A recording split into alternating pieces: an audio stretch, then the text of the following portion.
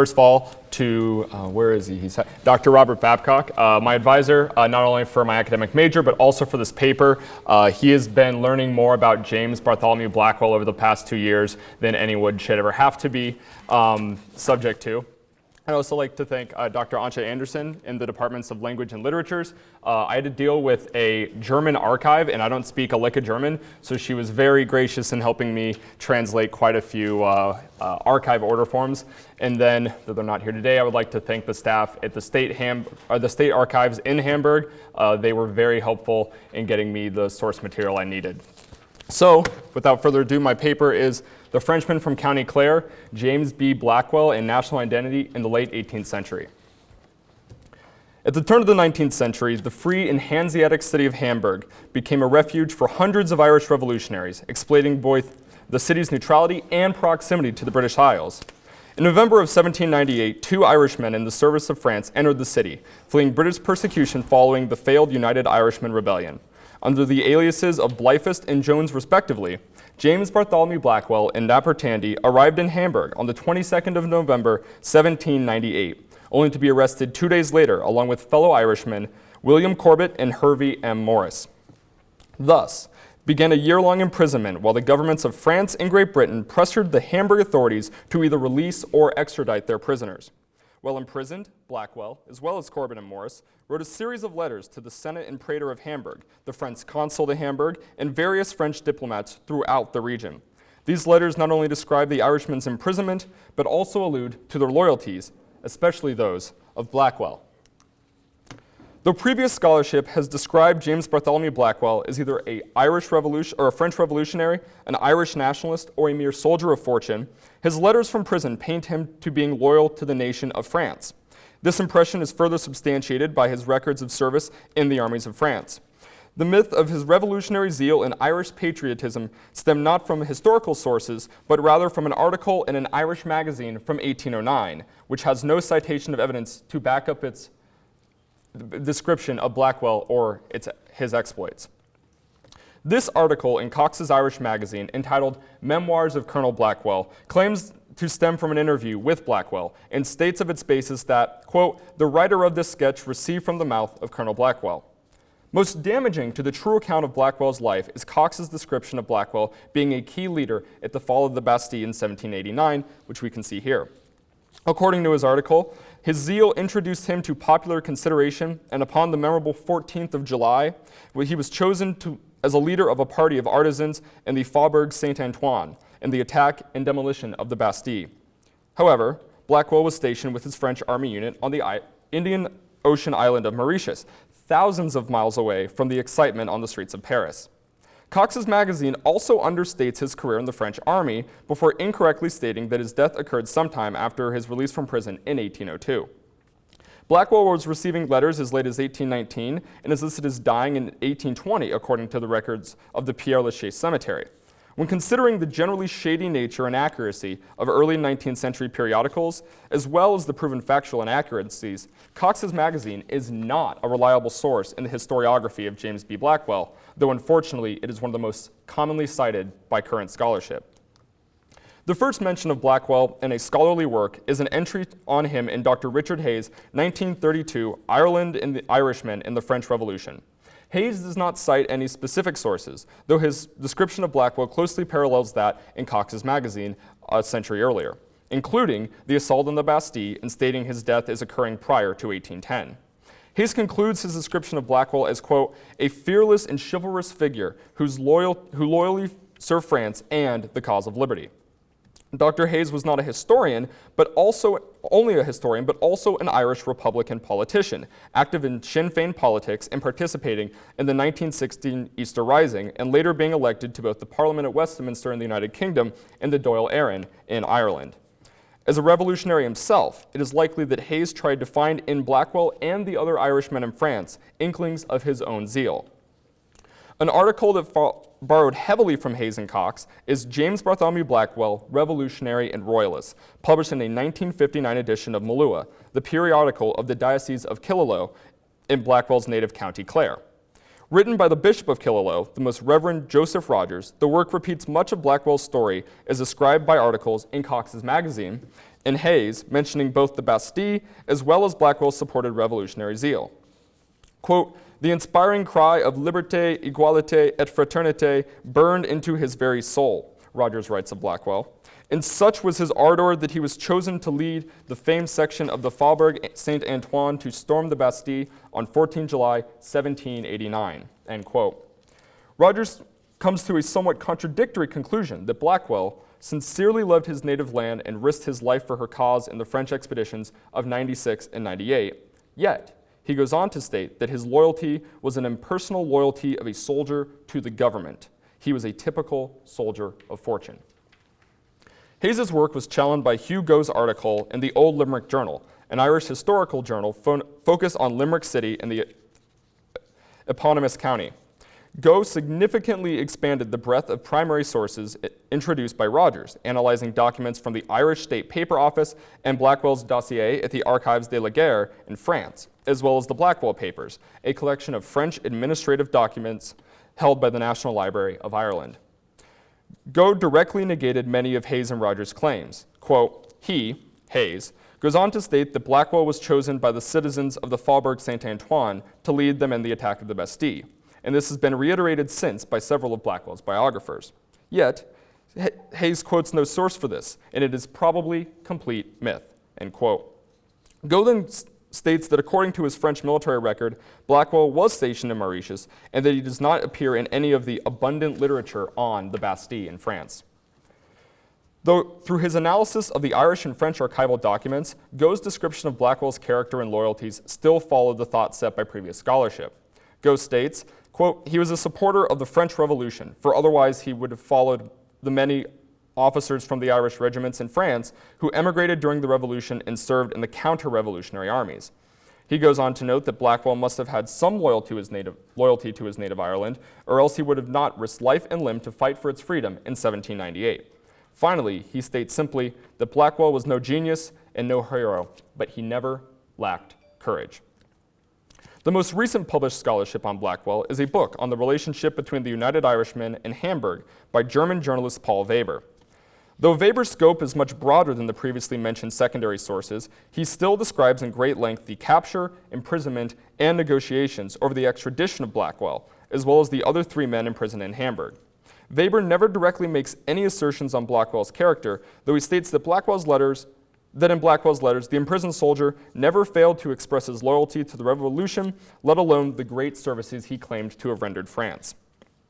The most recent work on Blackwell was this author's undergraduate research paper presented in 2016. Utilizing the Blackwell papers and the National Library of Ireland, this author provided a skeleton description of Blackwell's life, setting the record more or less straight on his military service and chronology of his life. This author, asserts that Blackwell was essentially a soldier of fortune, above all, loyal to himself. However, this conclusion was primarily drawn from administrative documents addressed to Blackwell and excerpts from his letters found in Weber's book, not his own words themselves. What remains to be analyzed are Blackwell's personal beliefs about his own loyalties, which can be found through a series of letters he sent from Hamburg during his imprisonment from November 24th of 1798 and October 1st of 1799. All of Blackwell's letters were intercepted by the authorities in Hamburg, and following his extradition to England were stored in the state archives there. Blackwell wrote 31 letters during that period that have been preserved, the vast majority of which were addressed to Gunther, a Hamburg city official who was a central figure during the diplomatic negotiations over Blackwell's fate. Also included in the files at the state archives are the papers found on Blackwell when he was arrested, including his passports and further documentation from the French diplomatic missions in Denmark and Norway. Blackwell's journey to Hamburg began, somewhat notably, on St. Patrick's Day of 1798 at a banquet in Paris. There he became acquainted with Napper Tandy, who was in the midst of planning a French military expedition to support the United Irishmen Rebellion. Blackwell, who at the time held the rank of chef d'escadron, or lieutenant colonel of cavalry in the French army, likely saw the expedition as a chance to excel his career and gain promotion. This proved true, at least provisionally, as Tandy gave Blackwell a commission as a colonel and adjutant general of the expeditionary force, dated September 5th, 1798, which you can see to my right. Tandy and Blackwell set sail from Dunkirk in mid-September of 1798, sailing aboard the French naval vessel, the Anacreon. Blackwell and Tandy reached the coast of County Antrim in Ireland on September 17th, over a week after the defeat of French troops in Ireland under General Humbert, and months after the United Irishmen had been squashed at the Battle of Vinegar Hill. Realizing that the revolt they set out to support was well past over, the expedition left Ireland the following day, heading north to avoid capture by British ships that had trailed them since their departure from Dunkirk. The expedition arrived in Bergen, Norway, on the second half of September, obtaining papers from both the French consul and city officials, allowing them to depart on October 1st, doing so the next day. From Bergen, the Irishmen set out for Copenhagen, Denmark, staying until mid-November before eventually setting sail for Hamburg. According to a Hamburg newspaper, Blackwell and Tandy arrived in the city on November 22nd under the aliases of two American merchants, Blyfest and Jones, respectively. The two Irishmen joined two of their countrymen who were already in Hamburg, William Corrit and Hurry M. Morris, the four men taking up lodging at the Wappen von Amerika Hotel. However, the British minister in Hamburg, Sir James Crawford, was alerted to their arrival and convinced the city fathers of Hamburg to order the four men to be arrested, which occurred in the early morning of November 24th. According to Crawford's account of the arrest, Blackwell and Tandy attempted to fight back, but were quickly overpowered, and the Irishmen initially being sent to different prisons throughout the city, though Blackwell and Tandy both ended up being imprisoned at a police station in the Gansmarkt quarter of the city. From the beginning, Blackwell protested his arrest as an officer protected by the sovereignty of the French Republic. While imprisoned, he wrote a flurry of letters in an attempt to gain his freedom, sending the first to Meyer, a praetor or city father of Hamburg, on December 20th, 1798. Blackwell begins by thanking the good sir for his kindness, specifying that by Meyer's good and kind meditation, I received this day 32 shillings. I have now only to say to you, it is sufficient to pay every little thing I want during the time I will have the misfortune of being deprived of my liberty. Blackwell continues to thank Meyer for a bottle of wine the letter had sent, writing further, I shall not drink one glass of it without drinking both to your good health and prosperity. However, Blackwell's gratitude soon turned to protestations. In a January 18th letter to the Senate of Hamburg, Blackwell protests the seizure and censorship of his letters to France, which he had requested be abstained in his December 20th letter to Meyer. Blackwell writes that, as a French citizen and a French officer illegally confined, where I should get both protection and hospitality, the 1st of Nivose, or December 20th in the modern calendar, I wrote to Mr. Meyer and consequently the new praetor to be authorized to correspond with my friends in France, without being under the disagreeable necessity of showing my letters to the authors of my arrestation. Blackwell continues his complaint, asserting that his status as a French officer and maintaining that his rights as such were being violated by his imprisonment.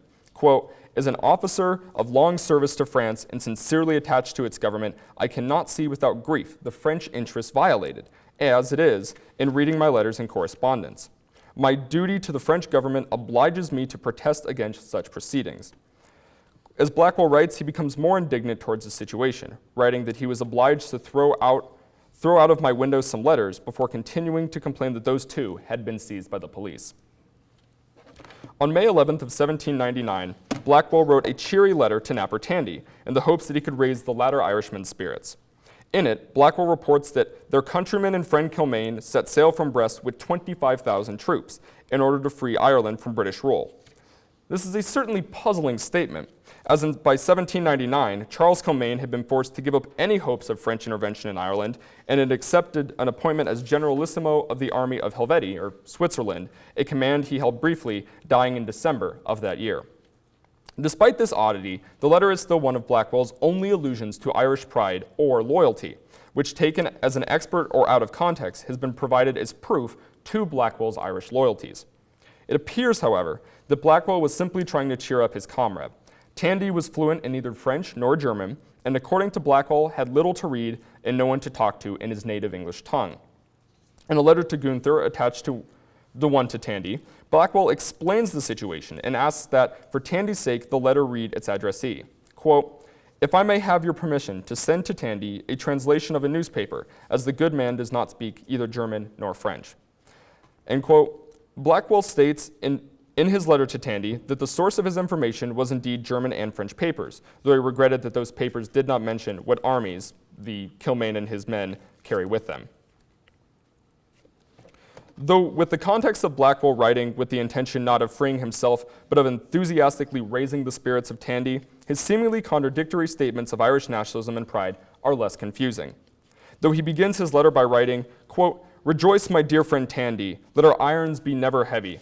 For this day is agreeable to a true son of Erin, as the 29th of January, 1793 was to the Republicans of Europe," end quote. The 29th of July being the date of King Louis XVI's execution. Blackwell then closes the letter by saying to Tandy, "I say from my heart, Erin go bra," which is an Irish, an Irish saying that essentially means Ireland forever. Despite these statements, it is important to remember that Tandy, unlike Blackwell, had not previously served in the French army, and rather had only traveled to France as late as 1797 in hopes of securing a French expedition to support the United Irishmen. While Blackwell was still loyal to France, Tandy was loyal to none but his native Ireland, and thus Blackwell appealed to that patriotism in attempts to cheer the elder Irishmen up. In all of his other letters, however, Blackwell maintained his loyalty to France and its government. In a letter dated to Jean Bebrier, the French minister plenipotentiary to the Rastatt negotiations dated April 4th, 1799, Blackwell bemoans his fate in Hamburg. Quote, "The situation of my feelings is also easy to grasp, difficult to describe. Here in irons and doomed to inaction, in a moment when my comrades and friends march and fight against loathsome hordes of slaves of coalescing tyrants." Powerful language. Blackwell seems to have had a flair for the hyperbole, however, and wrote in a very flowery French-style prose. In the same time, Blackwell not only attempts to convince Bebrier of his revolutionary credibility, but also that he is a French citizen, having renounced his Irish birthright in the previous decade. Quote, "I am a citizen of the French Republic, having resided in France since May of 1776, naturalized in France in 1783, and a soldier of the nation since 1784. Again, hitting hard on his republicanism, Blackwell says that he has been loyal to Republican politics since the 14th of July, 1789, the beginning of the French Revolution. It is important to note that throughout the letter, Blackwell makes no mention of the Bastille or any revolutionary activities prior to 1789, thus suggesting that he was not in France at the outbreak of the Revolution, but was rather faithfully serving in the armies of the King of France. In a letter to Langau, the French consul to Hamburg and often the intermediary between the imprisoned and the chief magistrate Gunther, Blackwell describes a recent letter to the later official. Quote, "My letter today to Monsieur Gunther explains the reason I request death rather than being one moment an instrument of the tyranny of England." The letter, dated March 29, 1799, was one of 4 that Blackwell sent out that day, which shows the beginning of desperation for Blackwell. In his actual letter to Gunther, Blackwell states that he would rather die than fall into the hands of the English tigers, and that death would be agreeable to the cause of liberty. Despite his ultimatums, Blackwell remained alive and well throughout the spring and summer of 1799, continuing to send letters to both German and French authorities. By August, the usually spirited Blackwell was beginning to run out of steam. In a letter to Gunther dated August 8, 1799, Blackwell appears to be much more despondent. He writes to the praetor that his feeling has become, quote, "so triste and so irksome, caused by my many sufferances on mind and on body, that I am far from being in a state of engaging myself in poetic fictions. Everybody here suffers illegally in irons of a prison, which is unlikely and, I think, deplorable." In his final letter before being extradited to England, Blackwell writes only a single morbid sentence to Morris. In his brief correspondence, Blackwell states that they are simply mere slaves in a prison. Perhaps Blackwell was merely aware of his fate, as only the day before the Senate had notified the British minister Crawford that it would hand the 4 Irish prisoners over to the British authorities at the beginning of the next month. True to his word, Hamburg police loaded the Irishmen onto the HMS Xenophon in the early morning of October 1st, which transported the now British prisoners first to England and eventually back to Ireland to stand trial. Though the British had initially wanted to see their new prisoners face a short drop and a sudden stop, by the time the men faced trial in 1800, the British authorities had lost their appetite for the scaffold. Only Tandy was sentenced to death, though he was eventually freed in 1802, and the other 3 prisoners were released within the same year. Finally, after 4 long years, James Bartholomew Blackwell returned to Paris. Though consistent in his own national identity, James B. Blackwell was caught in an era when the nation itself was in flux. His allegiance to France never faltered. However, the idea of what France was evolved greatly during his lifetime. 19th century writers such as Cox attempted to place Blackwell in an era with an outsider's perspective, assuming that since the idea of the nation in Europe was changing at the time of his service, Blackwell's own loyalties would then follow suit. Upon examination of his own words, however, it is clear that this is simply not the case. This is especially seen during his imprisonment in Hamburg, a German city-state that had not yet cultivated its own larger national identity. Blackwell was being treated generously as an officer and as a gentleman, which were much more important to the agents of his capture than his French nationality. This partially explains the conundrum the Hamburg Senate was in throughout 1799.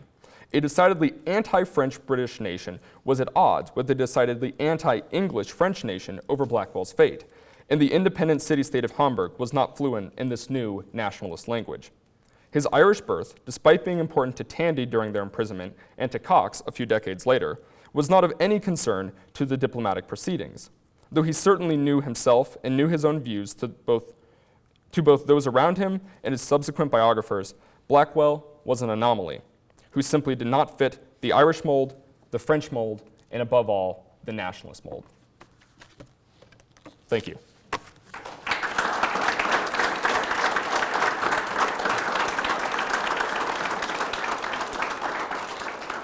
All right, well, we got about 10 minutes for questions, if anyone has any questions for our presenter, Nick.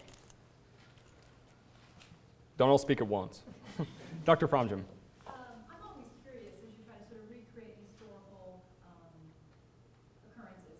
What was the most challenging part of conducting the research for you?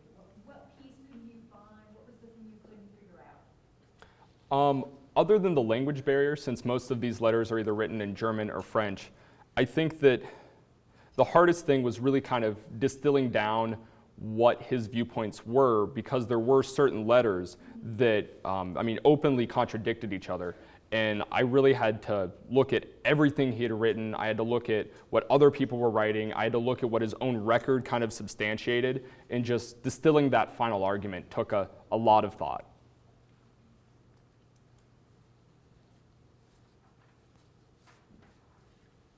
Oh, Dr. Babcock. There's another story of identity happening in the jail at Hamburg in the same time period. Napper Tandy and Blackwell are only 2 of the 4 Irish figures who are being held. What happens to the other 2? And if you had another half hour to talk, what aspects of identity, what discussion of identity would you be dealing with those other 2? Succinctly, I would say that the other 2 were actually Irish nationalists. Of the 4 men imprisoned in Hamburg, Blackwell was the only one who had actually kind of been, he was not raised in France, but he moved to France at a very early age, and he saw himself as French. The other 3 all saw themselves as Irish. And again, I didn't have time to include them since it's a limited presentation, but reading Corbett and Morris's letters, Tandy didn't have any that are in the state archives, are very much more about being French. And interestingly, they are, Irish, I apologize, they are being treated much worse. So of the 3 Irishmen, Blackwell's being treated the best. I believe it was Corbett was arrested in essentially his nightie, and they never gave him any clothes. And it's November in Northern Europe. So he was freezing in his prison cell, and he's begging people for clothes. Meanwhile, Blackwell was being sent fine wine and was being treated very well by the authorities, I think partially because he was French and an officer, while the others were essentially just Irish revolutionaries. Dr. Amir, I saw your hand up.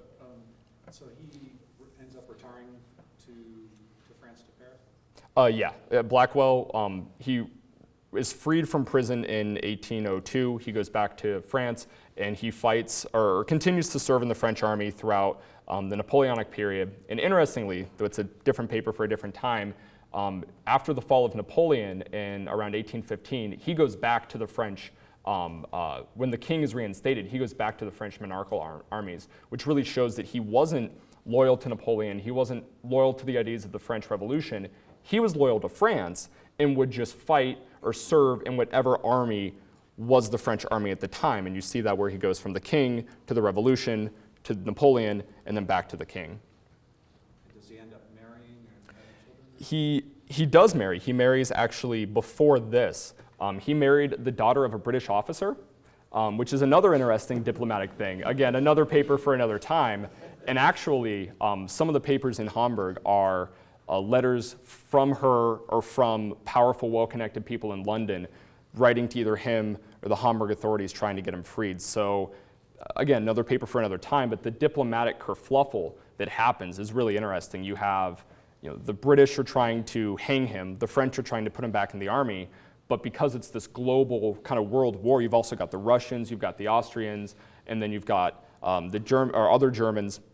But then you also have guys like his wife's friends that are just at a very small level trying to play any political card they can to get this guy freed.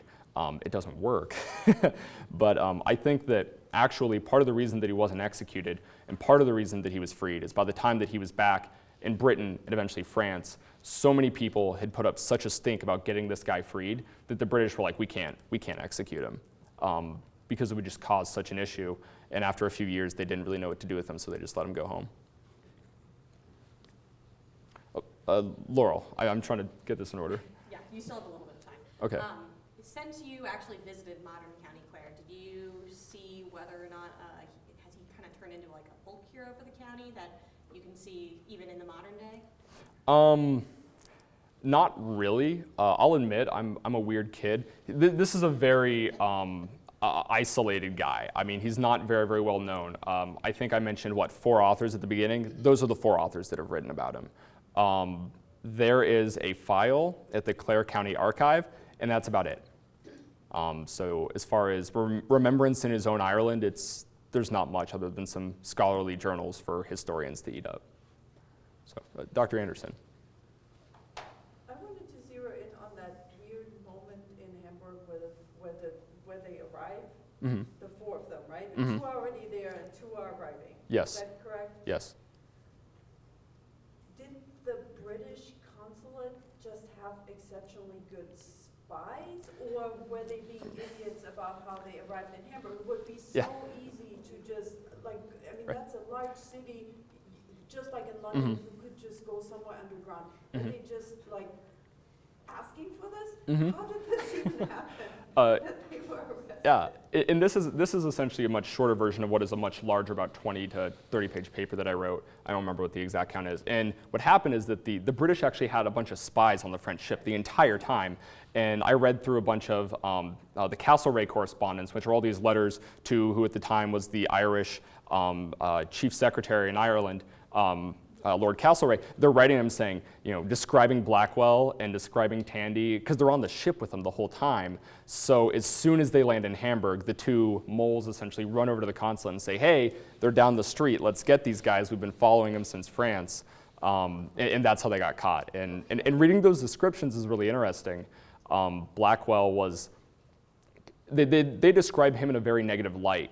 And I'd seen those before, and until reading his letters and other people's letters, I was essentially reliant on a British source to describe Blackwell, which was like they hated him because he was the enemy and he was a revolutionary and all this stuff. So they made him out to be a very unsavory character, which kind of tainted some of my earlier research a few years ago with his own character. So I thought I saw another Dr. Nope. Nope. If you make it quick, we can squeeze in this last question. My question is just more broad for you. Given your interests, your career, future, how are you going to work this in? You're not going to be a historian professionally. How will you do this? Because clearly you love it. Mm-hmm. Well, I guess the easy answer is one of the great things about history is, though it is more lucrative to be paid for it, anyone can do it as an amateur. Well, as an amateur, I can continue to do this. I have over 500 letters from Hamburg that were sent to me by the state archives. I used maybe 20 of them for this paper, or about 30, I guess. He wrote 30. I have the sources already, so I wouldn't have to go to Hamburg. I don't have to pay for that flight. I just have to sit down with a strong pot of coffee and my laptop and start writing. And that's the best part of history, really, is you can do it wherever, whenever. Learning German would be good. And French, yes. So, well, thank you all very much.